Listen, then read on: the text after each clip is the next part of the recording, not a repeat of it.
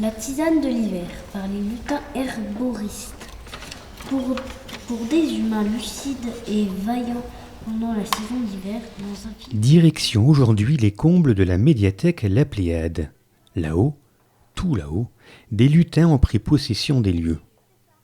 Des lutins investis d'une mission, celle de réaliser des biscuits de la joie et une tisane de l'hiver.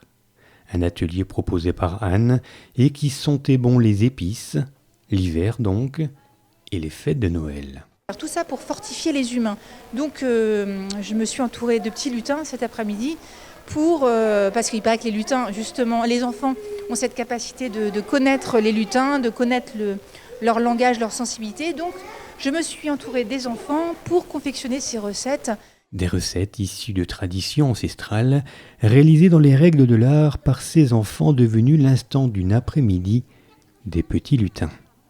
On a fait une tisane avec des épices et des épices de la forêt avec de la cannelle, des clous de girofle et aussi, je sais plus comment c'est, mais des espèces de trucs en forme d'étoile là. Des trucs en forme d'étoile, de la cannelle, des clous de girofle, de la muscade, du miel, de la farine et quelques petits secrets que ces lutins-là ont décidé de ne pas nous dévoiler.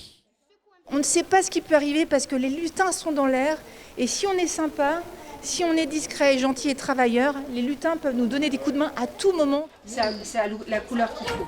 Et au fil des minutes, ça s'accélère jusqu'au moment de la dégustation. Si le thé et ses saveurs ont eu du mal à faire l'unanimité, les biscuits ont été validés par ces apprentis lutins. Des apprentis qui vont pouvoir traverser l'hiver en pleine forme et surtout dans la joie grâce aux propriétés magiques du trio muscade, cannelle et girofle. C'est bien. On a le droit de ne pas aimer. Essayez de dire J'aime bien. ce que ça vous fait comme effet.